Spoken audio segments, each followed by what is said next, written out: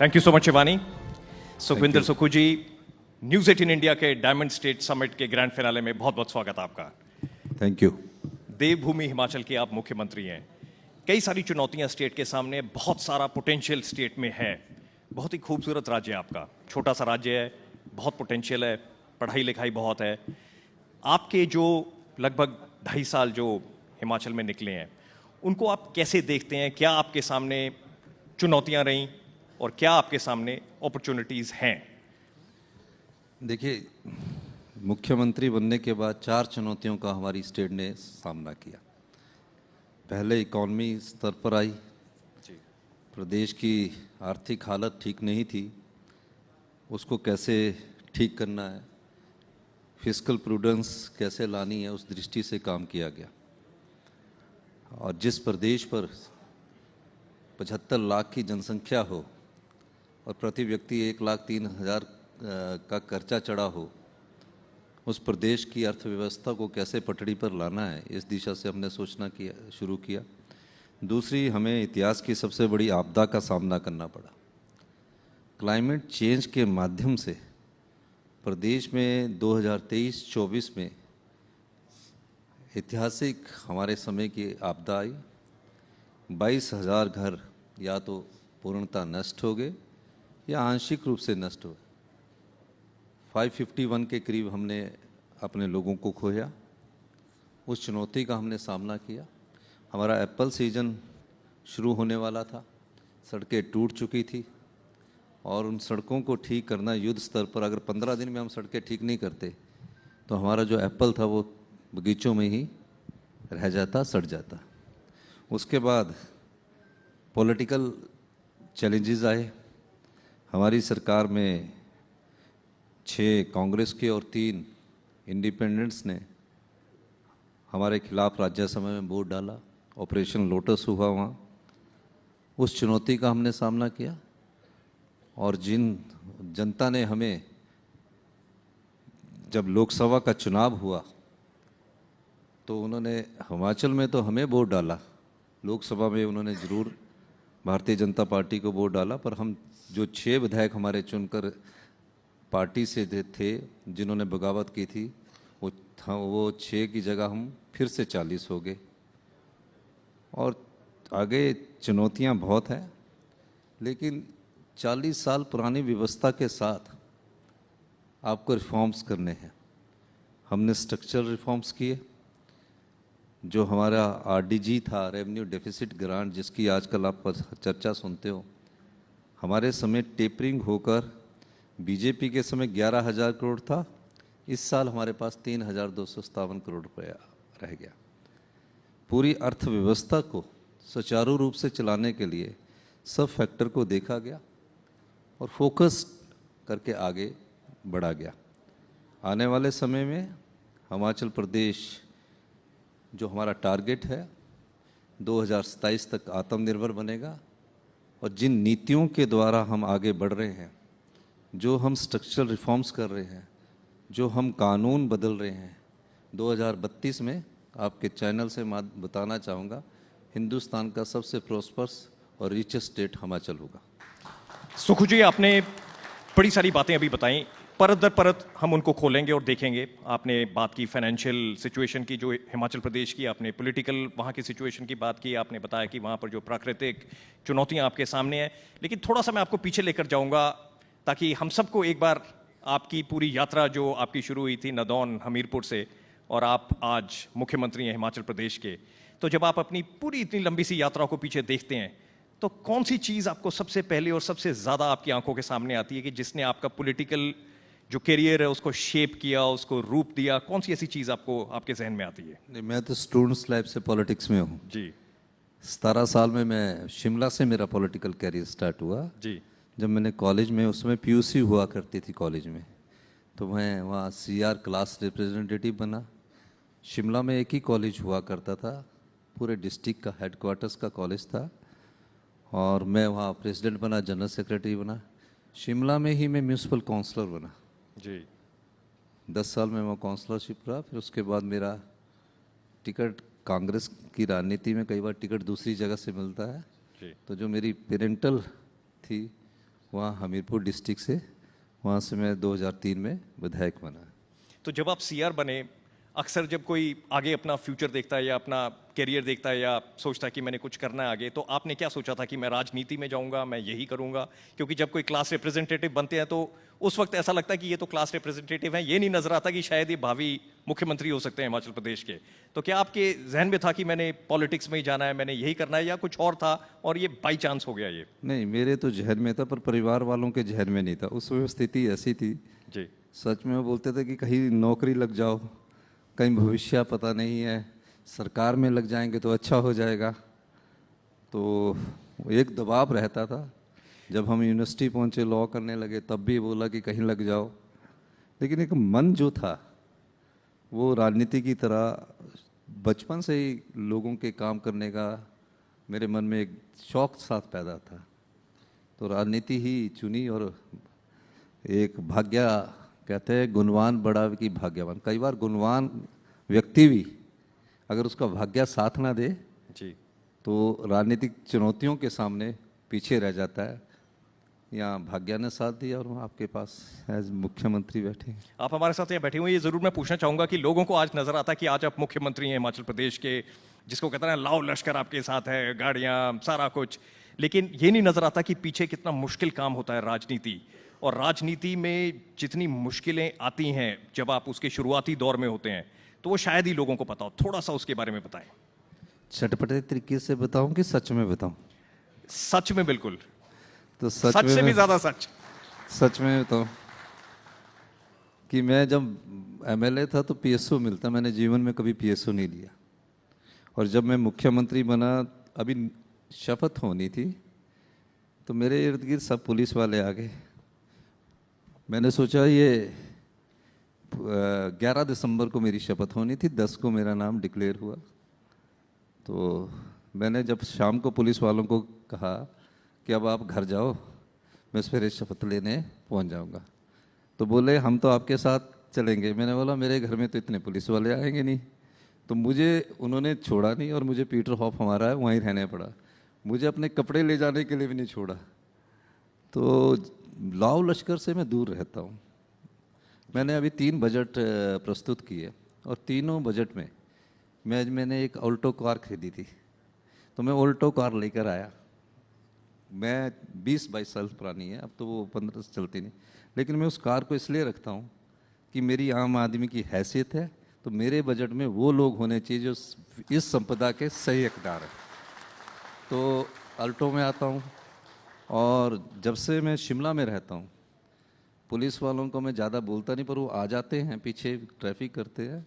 और अभी मैं जो है अपनी इलेक्ट्रिकल व्हीकल में चलता हूँ, वो भी छोटी है। यहाँ के दिल्ली में 2-3 गाड़ियाँ आगे पीछे होती, मैं उनको भी बोलता हूँ कि आप मत चले करो, हूटर मत बजाओ, आम लोगों को परेशानी होती है। तो लाओ लश्कर की ज़िंदगी का हमारे को शौक नहीं है जी। हमें सादगी जीवन और सरल जीवन मेरे स्वभाव में है जी, लेकिन फिर से मैं आपको पीछे लेकर जा रहा हूँ। आपने उसका जवाब नहीं दिया कि कितना मुश्किल होता है राजनीति के जो शुरुआती दौर होते हैं वो। मैं इसलिए आपसे पूछ रहा हूँ क्योंकि जब आप क्लास रिप्रेजेंटेटिव थे, अब अपना करियर पाथ देखकर क्या आप बच्चों को ये कह सकते हैं कि हाँ आपको राजनीति में जाना चाहिए, आपको राजनेता बनना चाहिए, आपको नेता बनना चाहिए, आपको पॉलिटिक्स में जाना चाहिए? देखिए, पॉलिटिक्स करनी चाहिए। जीवन के किसी भी फील्ड में चले, आपके ऑफिस में पॉलिटिक्स होगी, वो पॉलिटिक्स का तरीका लाका होगा। ये मैं सच्चाई आपको बता रहा हूँ।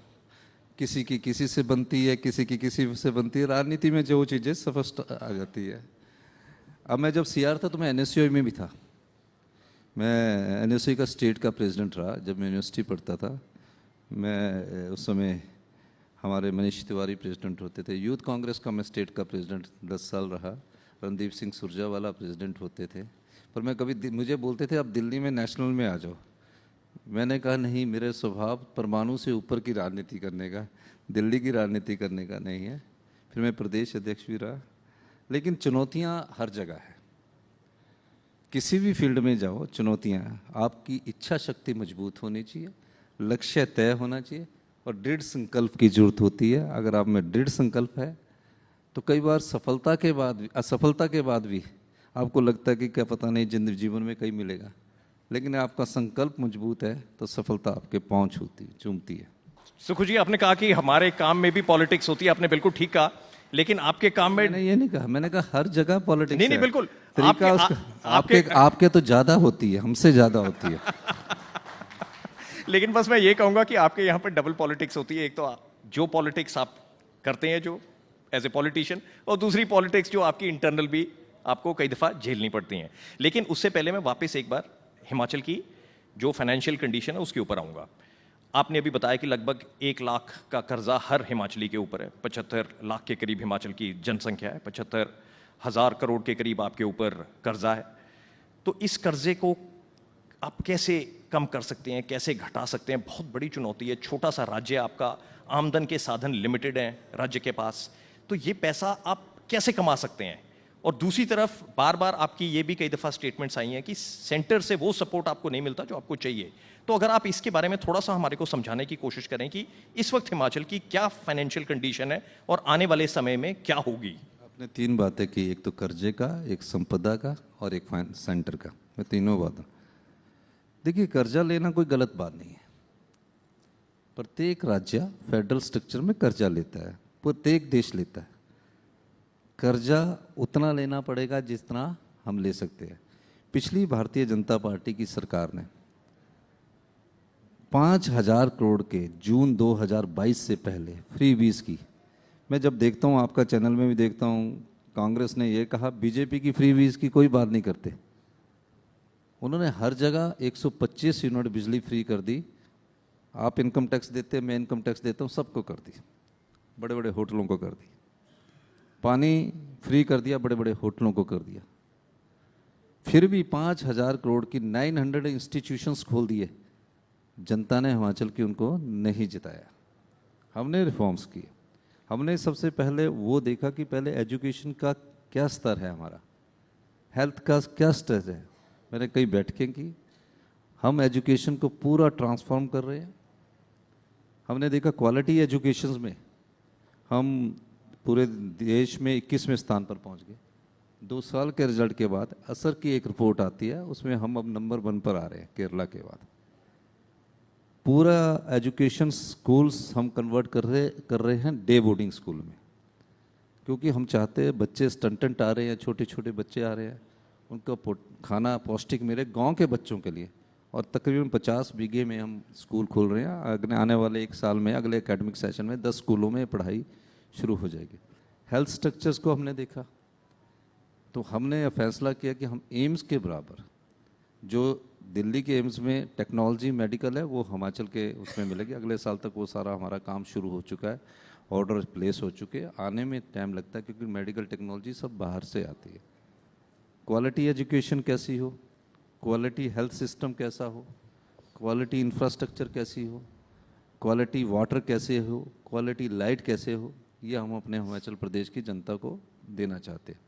दूसरी संपदा, हम तो सबसे पहले ही रिच स्टेट थे, हमारा इन्वेस्टमेंट ड्रेन हुआ है। अगर जीएसटी का सबसे ज़्यादा घाटा किसी प्रदेश को हुआ है तो हिमाचल प्रदेश को हुआ। हम फार्मा के हब हैं, प्रोड्यूसर स्टेट है हम पूरे वर्ल्ड में हमारे हिमाचल की जो फार्मा पैरासीटामोल से लेकर बड़ी सी बड़ी मेडिसिन हिमाचल प्रदेश के बद्दी में बनती है। पर बद्दी में बनने के बाद खरीदता कौन है? यूपी, बिहार, वहाँ पॉपुलेशन 22 करोड़ है। पैरासीटामोल अगर खरीदेगा तो जीएसटी उस स्टेट में जाएगा, कंज्यूमर स्टेट में जाएगा। हमारी तो जनसंख्या 35 लाख है, 75 लाख है। हमारे को तो कभी जीएसटी का फायदा होगा ही नहीं, क्योंकि हम कंज्यूमर स्टेट ही नहीं है, हम तो प्रोड्यूसर स्टेट है, तो उसका घाटा हुआ। उन्होंने 5 साल जीएसटी कंपनसेशन सेस तो दिया, लेकिन आज हम हालत देखते उसके कारण हमारी इन्वेस्टमेंट जो हमारा ट्रेजरी है उस पर लोड पड़ गया। दूसरा संपदा हमारे पास जो सबसे बड़ी है वो पानी के रूप में हाइड्रो। पूरे देश में रिन्यूएबल एनर्जी में हाइड्रो में हम 12,000 मेगावाट हार्नेस कर चुके हैं।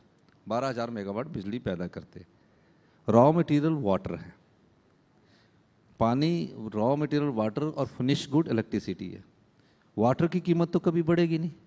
अगर कोई थर्मल का प्लांट लगाता है तो कोयला है, ट्रांसपोर्टेशन है, सेसेस है, हमें उसका राइट नहीं मिल रहा है, हमारी उसके साथ लड़ाई चल रही है। जो SJVNL हमारे पानी से बनी कंपनी है, जिनके हिमाचल में प्रोजेक्ट लगे हैं, वो तो 67,000 मेगावाट की होगी। हमारा बजट पूरी स्टेट का आज तक 58,000 करोड़ रुपए है। वो लड़ाई हमारी उनसे चल रही है। हमने कहा हम आपको प्रोजेक्ट नहीं देंगे। अभी हमने 3 प्रोजेक्ट के लिए पावर मिनिस्ट्री को लिखा कि हम टेक ओवर करना चाहते हैं। जैसे ही हम अपने प्रोजेक्ट टेक ओवर कर देंगे, हमारे पास वेल्थ के रूप में जो वाटर है वो हमको मिलेगा। हम lungs of the northern India है। जितनी ऑक्सीजन दिल्ली और नॉर्दर्न इंडिया में जाती है, जितना डेंस फॉरेस्ट हिमाचल के पास है, उतना किसी के पास नहीं।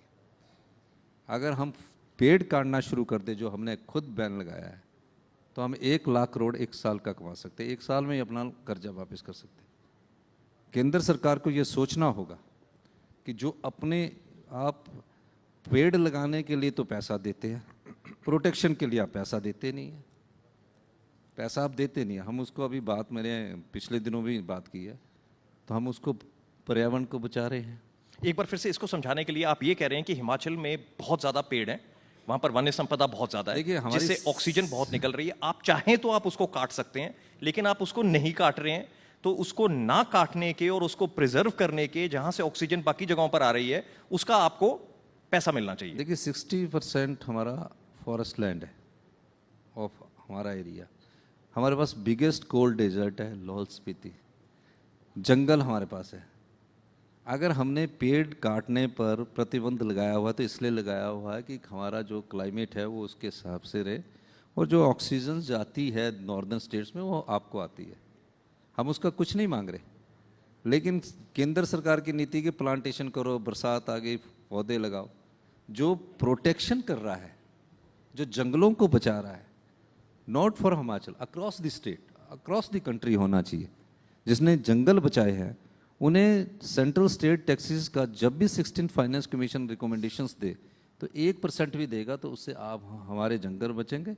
और क्लाइमेट चेंज जो कि निश्चित है, मैं इसलिए कह सकता हूँ कि हमने 2 आपदाएं देख ली है, और कारण क्लाइमेट चेंज है। उसका टेम्परेचर बढ़ रहा है। अभी मार्च में वर्ष स्नोफॉल हो गया, जबकि मार्च में बहुत कम स्नोफॉल होता था। क्लाइमेट चेंज हो रहा है, सीजन बदले जा रहे हैं, उसका फ़र्क पड़ रहा है। तो एक तो ही है। और तीसरी बात, जो हमारा रॉयल्टी बनती है, जब प्राइवेट प्लेयर हमको रॉयल्टी के रूप में 12, 18, 30 जो हाइड्रो प्रोजेक्ट होते हैं, उसमें हमको जो NTPC है, NHPC है, SJVNL हमारे राइट्स थे। एक समय हमारी समृद्धि नहीं थी, जब हम पूर्ण राज्य बने, हमारे पास पैसा नहीं था। आज हमारी सबसे हाईएस्ट पॉपुलेशन एजुकेटेड है, वो अपना राइट्स मांग रही है। जब और प्रदेश माइनिंग में सेस लगा सकते हैं, माइनिंग टैक्स लगा सकते हैं, तो हिमाचल प्रदेश को क्यों रोका जा रहा है? ये मेरा कहने का मतलब है। तो हमारी इस मामले में सुप्रीम कोर्ट में और हाई कोर्ट में लड़ाई चल रही है। तीसरा, सेंटर और स्टेट्स ने, सेंटर ने बड़े तरीके से स्कीम बेस्ड पैसा देना शुरू किया है। अब मैं एक उदाहरण देना चाहता हूँ कि कुछ स्कीम्स को डायरेक्ट अपने ट्रेजरी के साथ जोड़ रहे हैं। आयुष्मान भारत आप दिखाते हैं। अभी मैं देख रहा था आयुष्मान, मेरे अभी से आयुष्मान भारत में 200 करोड़ रुपया हिमाचल प्रदेश अपनी किट्टी से दे रहा है, और भारत सरकार दे रही है 220 करोड़ रुपया। नाम इनका है, मैं नाम की बात नहीं कर रहा, लेकिन अगर आपकी कोई योजना चल रही है केंद्र की, तो उसका पूरा पैसा दे, उसका पूरा पैसा दे। उसी तरह स्कीम बेस्ड इन्होंने चलाया है। कितने सेस पेट्रोल पर लगे हैं, कितने सेस डीजल पर लगे, उसका शेयर तो हमको मिल ही नहीं रहा। फेडरल स्ट्रक्चर्स में सभी स्टेट्स का एक राइट होता है, उस राइट के हिसाब से हमारे को उसका कुछ ना कुछ अंश मिलना चाहिए। कोई योजना लानी है, स्टेट वाइज आप लाते हैं, चलो कोई वीकर स्टेट है उसमें आप लाते हैं, लेकिन जो प्रोग्रेसिव स्टेट्स के रूप में डेवलप हो रहे हैं, उनके राइट्स को आपको रोकना नहीं चाहिए। हमारी योजना हमारे वहाँ के प्राकृतिक सौंदर्य को देखकर बनती है। हमारे पास बिग हिमालय है, हमारे पास मिड हिमालय है, हमारे पास शिवालिक्स है, हम उसके हिसाब से योजनाएं बना रहे हैं। कई योजनाएं तो ऐसे है जो हिमाचल प्रदेश हिल स्टेट, चाहे उत्तराखंड है, चाहे नॉर्थ ईस्ट है, वहाँ इम्प्लीमेंट ही नहीं होनी चाहिए, पर यहाँ से बजट आ जाता है, वो खर्च ही नहीं होता। सुखू जी, आपका बजट इस बार 58,000 करोड़ का था। पिछले साल भी लगभग इतना ही था, बहुत ही थोड़ी सी वृद्धि आप इस बार कर पाए, क्योंकि पैसा शायद हिमाचल के पास कम है। अब लोगों का ये कहना है, जिन्होंने वोट डाल के कांग्रेस की सरकार बनाई, कि हम क्या करें, अब आपकी दिक्कत है, आप तो हमारा हल करोगे, हम इनफैक्ट आपको लेकर ही इसलिए आए कि आप कोई हल निकालोगे। अब आप बताएं कि सेंटर हमें लोगों सपोर्ट का नहीं कर रहा, नहीं ये कहना है। दिक्कत आ रही है, तो इसका हल कैसे निकलेगा? देखो, एक तरफ ये भी कहते हैं ना कि हिमाचल में अमीर लोग हैं लेकिन गरीब स्टेट है, गरीब राज्य है, अमीर लोग हैं, कोई दो राय नहीं है, हिमाचल के लोग अमीर है, सरकार गरीब है। तो अब क्या हल निकालेंगे अब आप? मैं ये एक चीज आपको कहना चाहता हूँ, लोग नहीं कह रहे, बीजेपी वाले जरूर कहते होंगे। बीजेपी वाले भी लोग हैं जो हिमाचल में रह रहे हैं। नहीं, उनका राजनीतिक पक्ष है, मैं उनका नहीं कह रहा, उनका राजनीतिक पक्ष है। हमारा बजट पिछली बार 58,000 करोड़ का था, इस बार 514, 58,788 से 70 करोड़ हमने इंक्रीज किया। उसमें भी अभी 4,000 करोड़ का होल है। होल का मतलब है कि हमने वाटर सेस लगाया, वो पैसा हमें नहीं आया, जो इंक्रीज मिलनी चाहिए वो नहीं आई, ठीक है, लेकिन उसको कैसे हमने कमिटेड लाइबिलिटीज है उसको पूरा करना है। तो अच्छी इकोनॉमिक्स होनी चाहिए ना, हमने उस बजट को बड़े अच्छी तरीके से रखा है। 58,000 करोड़ से हम ज़्यादा खर्च करेंगे। इस बार हमने इन्वेस्टमेंट के दरवाजे ओपन कर दिए। हमने अपनी जो टोटल हमारी इकॉनमी कैसे ड्रिवन थी, हमारी इकॉनमी थी एम्प्लॉयज ड्रिवन इकॉनमी थी, हम उसको रूरल इकॉनमी को में बदल रहे हैं। आज हमने कहा कि अगर आप हल्दी लगाओगे, टर्मरिक लगाओगे तो हम 90 रुपये किलो सरकार खरीदेगी। अगर आप प्राकृतिक गेहूँ उगाओगे तो 60 रुपये किलो वीट सरकार खरीदेगी। अगर आप मक्का उगाओगे 40 रुपये किलो सरकार खरीदेगी। पिछली बार हमने खरीदना शुरू कर दिया। अगर आप मिल्क प्रोड्यूस करेंगे जिसमें यूरिया नहीं होगा मिल्क में, क्योंकि जो फीड आता है उसमें, वो हम 51 रुपीज़ काऊ का मिल्क करेंगे, 61 रुपीज़ हम गाय का खरीदेंगे। अब अधिकारी बोलते कि इसको करेंगे क्या, मैंने कहा करेंगे कुछ नहीं, हम उनकी जेब में डायरेक्ट पैसा इस ढंग से देंगे, पर हम ट्रेडिंग नहीं करेंगे। होता क्या है कि डिपार्टमेंट खरीद लेता फीड, डिपार्टमेंट फिर सब्सिडी देने लग जाता है, ये चीज़ें हम बंद कर रहे हैं। हमने बहुत स्ट्रक्चरल रिफॉर्म्स किए हैं, अगले साल इसके परिणाम आएंगे। इसी साल अक्टूबर से आपको परिणाम निकलेंगे। कई बार में चर्चा होती है छोटी छोटी कि इनको सैलरी देने की जरूरत नहीं है। जब सैलरी हमने एक महीने में 2 सैलरी दी तो किसी ने नहीं चलाया, 2 दिन सैलरी लेट हुई तो सारे टीवी चैनलों ने चलाया। मेरा ये मानना है कि किसी चीज़ को, किसी अर्थव्यवस्था को दिशा देने के लिए थोड़े फैसले करने पड़ते, फैसले कड़े भी होते, पर जनता के हित में हो। जब संपदा की बात आती है तो समाज में कितने लोग हैं जिनको उनका राइट मिलना चाहिए। स्टेट की वेल्थ पर समाज के सभी लोगों का वेल्थ है। हमने सबसे पहले उन लोगों को पहचान की कि इनको राइट मिलना चाहिए। हमने एक ऐसा कानून, हिंदुस्तान का पहला ऐसा कानून बनाया, जो बच्चे अपनी माता को खो चुके हैं, पिता को खो चुके हैं, हमने उन्हें कहा कि सरकार ही माता है, सरकार ही पिता है। अनाथ बच्चे, उन्हें चिल्ड्रन ऑफ द स्टेट का दर्जा दिया। 27 साल तक हर महीने जो बच्चा PhD करेगा, MPhil करेगा, MBBS करेगा, पूरी फीस सरकार देगी। 4,000 रुपया हर महीने पॉकेट मनी देगी, फेस्टिवल अलाउंस अलग देगी, और अभी बच्चे घूमने गोवा गए थे, उस गोवा घूमने का खर्चा भी सरकार देगी। 6,000 ऐसे बच्चों को हमने दिया। उसके बाद जो विडोज़ है, क्या होता कि कमाने वाला चला गया, बेटी डॉक्टर बन रही है, उनके 23,000 बच्चों की सारी फीस मेडिकल कॉलेज और PG का 3,000 रुपया खर्चा सरकार देगी।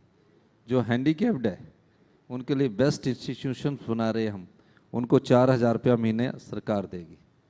जो घरों में काम करने वाली बेचारी डोमेस्टिक सर्वेंट्स है, उनके बच्चे अच्छे पढ़ने में हैं, उनके लिए सरकार ने जो हमारी पेंशन योजना है, इंदिरा गांधी प्यारी बहना सुख सम्मान निधि, जिसको 1,500 रुपये बोलते हैं, उनके लिए हमने लागू कर दिया है। तो कई योजनाएं हैं जो सामाजिक क्षेत्र में, कई योजनाएं जो एजुकेशन सिस्टम में, हेल्थ सिस्टम में, इंफ्रास्ट्रक्चर सिस्टम में। हम हेलीपोर्ट्स बना रहे हैं।